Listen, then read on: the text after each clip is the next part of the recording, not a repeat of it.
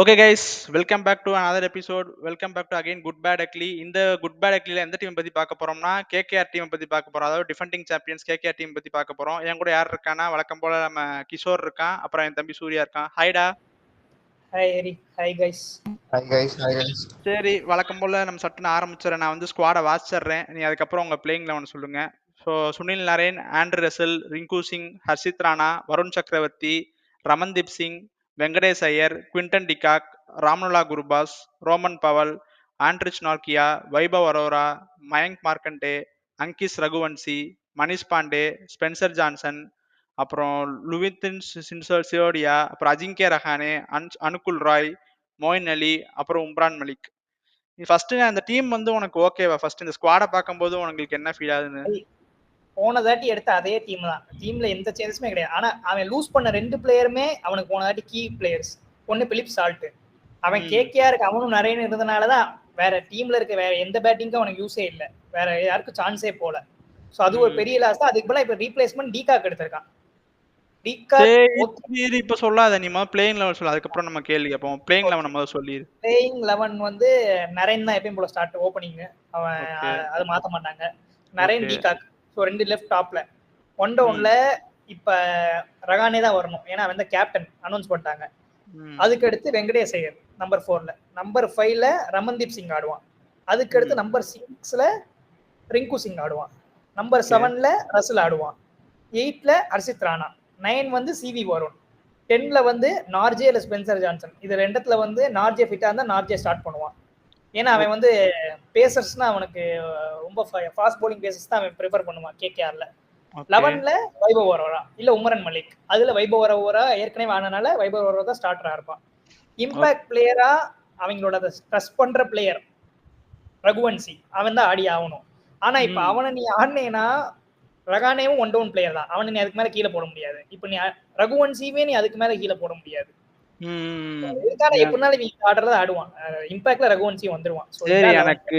எனக்கு அந்த இடத்துல ஒரு டவுட் இருக்கு. ஆனா ஃபர்ஸ்ட் நான் சூர்யாட்டையும் கேட்டுக்கிறேன். சூர்யா, உனக்கு இந்த 11 ஓகேவா இல்ல உனக்கு சேஞ்சஸ் ஏதாச்சும் பண்ணணுமா இந்த 11ல?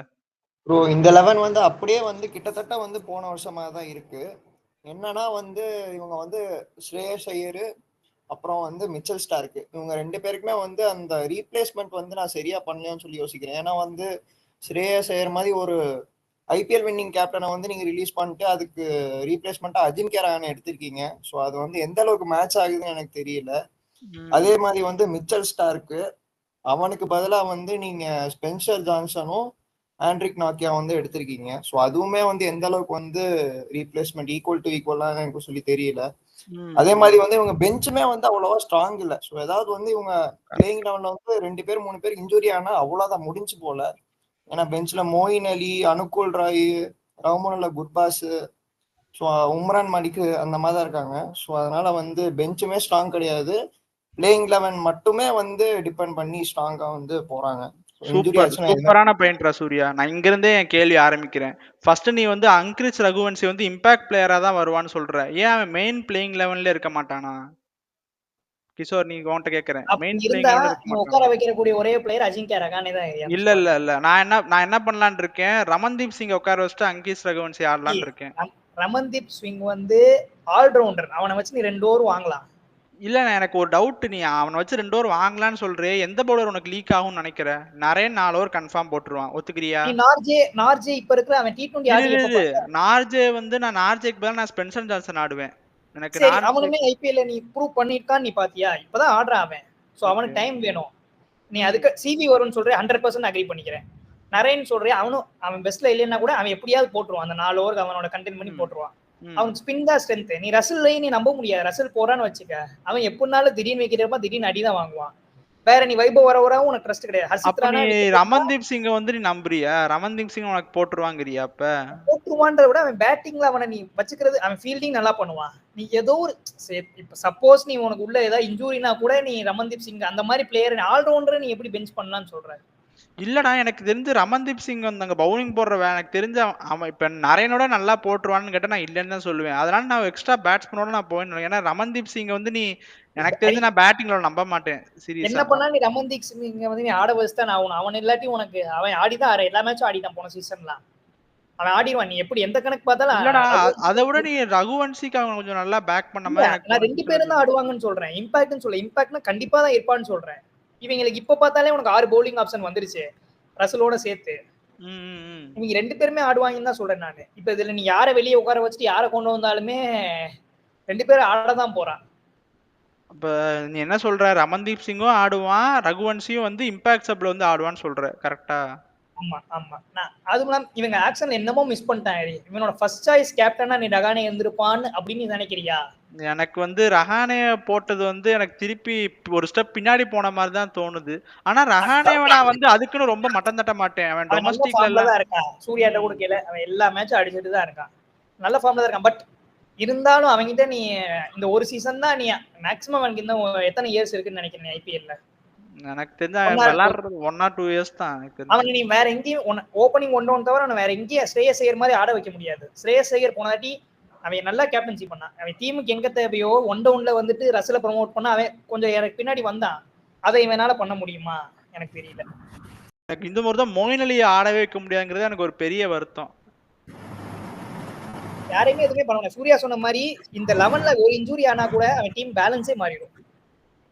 அதுதான் எனக்கு அதான் இந்த ரீப்ளேஸ்மென்ட் அவங்க சரியாவே எடுக்கல ப்ரோ. செகண்டரி ஆப்ஷன் வந்து அவங்க இம்பார்ட்டன்ட்டே கொடுக்கல. அவனோட பிளானே வந்து அந்த வெங்கடேஷ் ஐயருக்கு அந்த 23 கோர்ஸ் போனதுக்கு அப்புறம் எல்லாமே மாறிடுச்சு. அவனோட ஸ்ட்ராட்டஜி எல்லாமே மாறிடுச்சு. ஆமா கரெக்டா. வெங்கடேஷ் ஐயர் அவ்வளவு ஒர்த்தா? நீங்க என்ன நினைக்கிறீங்க சூர்யா? நீ என்ன நினைக்கிற, அவ்வளவு ஒர்த்தா வெங்கடேஷ் ஐயர் கொடுக்கறது? ப்ரோ நல்ல பிளேயர் தான், பவுலிங்கும் போடுவான், நல்ல ஃபார்ம். எப்படா போட்டிருக்கேன் நான்லாம் பாத்துக்கலடா ஐபிஎல்ல. நீ பாத்திருக்கிய கிஷோர் பவுலிங் எப்ப கடைசியா போட்டிருக்கேன்? சும்மா ஏதோ ஒரு ஓவர் கடத்துறதுக்காண்டி சும்மா அவன் front line allrounder category bowler மாதிரிலாம் போட மாட்டான். ஏதோ சும்மா 2 ஓவர் போடலாம். பட் அவன் சூப்பர் பிளேயர். அவனோட நீ நாக் அவுட் மேட்சஸ் ரெக்கார்ட் எடுத்து பார்த்தா பாத்திருக்கேன். ஆமா பேட்டிங் நீ 23 crores-ன்றது 23 21 என்னமோ அமௌண்ட். அந்த அமௌண்ட்டுக்கு வந்து இதா இல்ல. அந்த தப்பு நீ பண்ணனால உனக்கு வேற நிறைய இடத்துல நீ காம்ப்ரமைஸ் பண்ண வேண்டியது ஆயிடுச்சு. அந்த காம்ப்ரமைஸ்னால அவனுக்கு பதிலா நிதிஷ் ராணாவும் விட்டுட்டான். வேற ஆப்ஷனே இல்ல அவனுக்கு. வெங்கி ஆமாடா சீரியஸா நிதிஷ் ராணாவோட இப்ப நிதிஷ் ராணா அந்த நம்பர் 5ல இருந்தா இந்த பிரச்சனையே இருந்திருக்காது. ரமன்தீப் சிங் அங்கி செவன்ஸ் போடுறது தேவையே இல்ல. இப்ப நீ அவன் ஸ்குவாட்ல இருக்க பார்த்தனா எல்லாரும் ஏற்கனவே அவன் டீம்ல விளையாண்டவங்க. கரெக்ட். எனக்கு அப்புறம் இன்னொரு டவுட், நீங்க ஓப்பனிங் வந்து குவிண்டன் டிகாக் சுனில் சொன்னீங்க. நான் அந்த இடத்துல ஒரு பாயிண்ட் டிஃபர் ஆலான்னு இருக்கேன். ரமன்துல்லா குருபாஸ் நான் ஓப்பனிங் போட்டா என்ன ஓகேவா உங்களுக்கு? ப்ரோ எனக்கு ஓகே தான். நானும் இத வந்து யோசிச்சேன். நானும் வந்து ரமோனா குருபாஸ் நான் டாப் ஆர்டர் லெஃப்ட் காண்டி தான் நான் இப்ப இதுக்கு சொல்றேன். ஏன் நான் சொல்றேன்னா இப்ப நீ அதே மாதிரி பாக்கும்போது குவிண்டன் டிகாக் உனக்கு T20ல இருந்து ரிட்டையர் ஆயிட்டான். இன்னும் எத்தனை வருஷங்கிறது உனக்கு தெரியாது. ஏன்னா அந்த இடத்துல நீ குர்பாஸ் கூட நீ வச்சுக்கோ. ஓகே. அப்ப எனக்கு என்ன ஒரு கேள்வி கேட்க தோணுதுன்னா, இப்ப இந்த டீம்ல வந்து பேட்டிங் யாரை நம்பி இருக்கும்னு நினைக்கிற? வெங்கடேஷ் ஐயர் நம்பி இருக்குமா, இல்ல ஓப்பனிங்ல வந்து அவங்க நிறைய ஸ்டார்ட் கொடுத்துட்டான்னா பிரச்சனை இல்லாம போயிடும் நினைக்கிறியா? நரேன் ஃபார்ம் கீ தான். Narine form is key. அவன் போன சீசன் வந்து அவன் ஜெயிச்சது காரணம் என்ன சொல்லுவ பேட்டிங்ல? நரேன் சால்ட். இவங்க 2 பேர் வந்து கிளிக் ஆனனால பின்னாடி வரவனுக்கு வேலையே கிடையாது. வரா 2 சுத்துவான் 250 ரன்ஸ் போயிட்டே இருப்பானுங்க. இந்த சீசன் அவன் கிளிக் ஆயிட்டா இந்த டீம் பிரச்சனை கிடையாது. மிடில் ஆர்டர்ல உனக்கு ரிங்கு, ரசல், ரமன்தீப் 3ல ஒருத்தன் ஃபயர் ஆயிடுவான். ஓகே. அப்புறம் இன்னொரு கேள்வி சூர்யா, இந்த டீம் ஜிஜியை மிஸ் பண்ணுமா கௌதம் கம்பீரோட ஒரு மென்டார்ஷிப்பை? ப்ரோ இல்ல ப்ரோ, சந்திரகாந்த் பண்டிட் தான் வந்து எனக்கு தெரிஞ்சு கேகேஆர்ல வந்து ஒரு மெயின் கேரக்டரா வந்து இருந்திருக்கான். ஜிஜி வந்து எப்போ வந்து அவனை ஓவர்டேக் பண்ணான்னு எனக்கு தெரியல. அவன் அப்படியே குறைஞ்சிட்டான். ஏன்னா அவனுக்கு கிடைக்க வேண்டிய ஃபேம் எல்லாம் வந்து அப்படியே ஜிஜி கிடைச்ச. ஜிஜி நான் கிரெடிட் ஸ்டீலர்னு சொல்லாதடா, என்னடா இப்படி பேசுறீங்க? கிரெடிட் ஸ்டீலர்னு சொல்லல ப்ரோ. இவ்வளவு வருஷம் வந்து கஷ்டப்பட்டு கொண்டு வந்தது அவன் தானே. சோ கிடைக்க வேண்டியது ஆக்சுவலா அவனுக்கு தான் கிடைக்கணும். அவனுக்கு கொடுக்க வேண்டியதை கொடுத்துதானே ஆகணும். ஜிஜி தான் பண்ணுவேன். அவன் கிரெடிட் கேட்கல, நான் கம்பீர் கேட்டேன் கூட. ஆனா நம்ம எல்லாரும் இப்ப நீ எல்லாரும் கொடுத்தது யாருக்கு? கம்பீர் தான். சந்திரகாந்த் பண்டிட் கோச்னே இப்ப நிறைய பேர் தெரியாது. ஐயரே ஓவர் ஷாட் ஆயிட்டான்டா அந்த சீசன்ல. பட் ஹரி இந்த சீசனுக்கான நீ கப் அடிச்ச சீசன் நீ சொல்ற. நான் என்ன சொல்றேன், இதுக்கு முன்னாடி அந்த ரிங்கு 5 6 அடிப்பானே அந்த சீசன்ல அந்த எந்த பிளேயருமே கிடையாது. சந்திரகாந்த் பண்ணிட்டான். அவன் அந்த டீமே ஏதோ கடைசி வரைக்கும் கொண்டு வந்தான். நிதிஷ் ராணா தான் கேப்டனா இருந்தான். எந்த பிளேயருமே கிடையாது, எல்லாருக்குமே இன்ஜூரி. அவன் அப்படிப்பட்ட டீமையும் வந்து சந்திரகாந்த் பண்டிட் கொண்டு வந்தான். ஸோ சந்திரகாந்த் பண்டிட் வந்து ஒரு பெஸ்ட் டொமஸ்டிக் கோச். அவன் எங்க போற இடம் ஃபுல்லா சின்ன சின்ன டீம் கூட ஜெயிக்க வச்சிருக்கான். மத்திய பிரதேசம் நல்லா கோச் பண்ணியிருக்கான். ஸோ அதெல்லாம் நான் அக்ரி பண்ண மாட்டேன். ஓகே சரி. இந்த டீம் எப்படி உங்களுக்கு? குட்டா பேடா அக்லியா? முதல்ல நான் சூர்யா கிட்ட இருந்து வரேன். சூர்யா எனக்கு வந்து இதை வந்து குட்னு சொல்ல முடியாது, பேடுன்னு சொல்ல முடியாது. ஏதாவது ஒண்ணு சொல்லியா? அக்லின்னு வச்சுக்கலாமே, அக்லின்னு வச்சுக்கலாம். ஏன்னா வந்து இன்ஜுரி கன்சர்ன் வந்து சொல்ல முடியாது என்னால. ஏன்னா வந்து இவங்க வந்து ப்ராப்பர் பிளானே இல்லாத மாதிரி தோணுது. கோர் டீமை வந்து அப்படியே வந்து ஆக்ஷன்ல போய் எடுத்துக்கலாம்னு பார்த்துருக்காங்க. அதுக்கு செகண்டரி ஒரு இதா வந்து யோசிக்கவே இல்லை போல. ஏன்னா வந்து பெஞ்சில் ஆப்ஷன் இல்லவே இல்லை, சரியாவும் எடுக்கல. நல்ல பாயிண்ட். அவன் அங்க கோருக்கு பழைய டீமே வேணும்னு சொல்லி ஆசைப்பட்டுட்டு அவன் அதுக்கு ரீப்ளேஸ்மெண்டே சொல்ல. அவன் என்ன நினைச்சா சால்ட் நம்ம 10 கோடிக்கு வாங்கிடலாம். அவன் எக்ஸ்பெக்ட் பண்ணல வெங்கடேஷ் சேரிக்கு இவன் 22 கோடி வரைக்கும் ஆர்சிபி கூட வருவானு அவன் எக்ஸ்பெக்ட் பண்ணல. அவன் எல்லாத்துலயுமே அவனுக்கு லாக் ஆயிருச்சு. சோ ஏதோ ஒண்ணு கடைசியில ரகானே சும்மா எடுத்தான். இவன் ரஹானே இல்ல, இவன் பிராவோ சும்மா மொயின் அலிலாம் அது எதுக்கு தூக்குறானே எனக்கு தெரியல. சம்பந்தமே இல்லாம நரேன் இருக்கும் எத்தனை தடவை சொல்றதே தெரியல இந்த பாயிண்ட். சரி நீயும் சொல்லு, உனக்கு இந்த டீம் எப்படி குட்டா பேடா இல்லையா? சொல்ல மாட்டேன், நீ பேட் அக்லில இது வேணா போட்டுக்கோ. நான் போட்டுப்பேன், நீ இதே சொல்லு. பாயிண்ட் தான் ப்ரோ எனக்கும். ஆவரேஜ் வேணா வச்சுக்கலாம். ஆவரேஜ் அப்படி ஒரு ரேட்டிங்கே கிடையாது. தப்பிக்கிற வேலை பாக்க. குட்டா பேடா அக்லியா உன்ன சொல்லு. இதுக்கு தான் வந்து அக்லி. எது லாஸ்ட்? அக்லியா? அக்லி தான் லாஸ்ட். அப்ப பேட் வெச்சுக்கோ. ப்ரோ அப்ப நானும் பேட் மாதிரி. ஏன்டா என்னடா அவன் சொல்றதுக்கு சொல்ற? ப்ரோ நான் அக்லி தான் ப்ரோ இதுன்னு நினைச்சேன். எனக்கு அக்லி தான் லாஸ்ட். நீ அக்லி சொல்லிட்ட அவ்வளவுதான். நீ இல்ல பேட் தான், ரெண்டு பேரும் பேட். அந்த அளவுக்கு இது நானுமே வந்து நான் என்ன நினைக்கிறேன்னா, எனக்கு ஸ்டில் வந்து அவங்க பவுல் எனக்கு இன்னும் வருண் சக்கரவர்த்தி நரேன் மேல ஹோப் இருக்கு. பேட்டிங் வந்து எனிஹவ் வந்து இப்ப என்ன ரஹானே வந்து இன்க்ளூடடா இருக்கான். எனிவே வந்து ஏதோ எனக்கு தெரிஞ்சு கொஞ்சம் ஃபைட் பண்ண அக்லிங்கிற லெவலுக்கு போக மாட்டாங்க. ஓகே பேட் வேணா நான் சொல்லுவேன், அது அக்லி வந்து கொடுக்க மாட்டேன் எனக்கு தெரிஞ்ச இந்த டீம். யாரோட பெர்ஃபார்மன்ஸ் கீயா இருக்கும்னு நீ எக்ஸ்பெக்ட் பண்ற? என்ன பொறுத்த வரைக்கும் யார் பெர்ஃபார்மன்ஸ்னா டெஃபினட்டா வெங்கடேஷ் ஐயர் இவ்வளோ காசு கொடுத்து எடுத்திருக்காங்க. ஸோ டெஃபினட்டா வெங்கடேஷ் ஐயர் அந்த இதுக்கு மேல பஞ்ச் அபவ் பண்ணியே ஆகணும். ஏன்னா வந்து அவ்வளோ ட்ரெஸ் பண்ணி எடுத்திருக்காங்க அவனை. சொல்றேன் எனக்கும் வெங்கடேஷ் ஐயர் தான். நீ எடுத்திருக்கேனா அவனுக்கு ரீபே பண்ணி தான் ஆகணும். உன்னை இவ்வளவு ட்ரெஸ் பண்ணி எடுத்திருக்கானா. ஏன்னா அவனுக்காக மொத்த பிளே டீம் ஒரு அதாவது டீம் பின்னாடி எவனுமே இல்ல. இப்ப பெஞ்சில் உட்காந்துருக்கேன்னா உள்ள வர்றதுக்கான வாய்ப்பே கிடையாது எவனுக்குமே.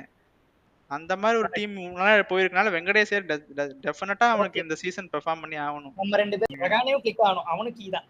அவனும் சும்மா எடுத்துட்டாங்கன்னு அவனும் அந்த டொமஸ்டிக்ல பண்ண ஃபார்மை ரிப்ளேஸ் பண்ணி தான் ஆகணும். ஸ்ட்ரைக் ரேட் சிஎஸ்கேல அந்த மாதிரி வந்தோமா சுத்துறோமா போனோமான்னு இருக்கணும். விட்டுட்டு கட்டைய போட்டான். நீ போன சீசன் பாத்தீங்கன்னா அவனுக்கு ஒரு ஃபெயிலியர் சீசன் போர் தான்.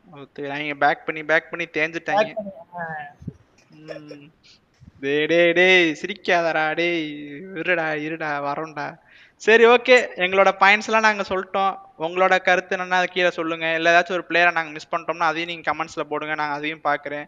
ஸோ வீடியோ பாக்குறவங்களாம் மறக்காம லைக் பண்ணுங்க, ஷேர் பண்ணுங்க, கமெண்ட் பண்ணுங்க, மறக்காம சப்ஸ்கிரைப் பண்ணி பெல் ஆல்ல போட்டுக்கோங்க. அப்பதான் நான் போற வீடியோ எல்லாம் வரும். அதுக்கப்புறம் வீடியோ ஃபுல்லாவும் பாத்துருங்க, அப்பதான் நாங்க சொல்ற பாயிண்ட்ஸ் எல்லாம் உங்களுக்கு புரியும்.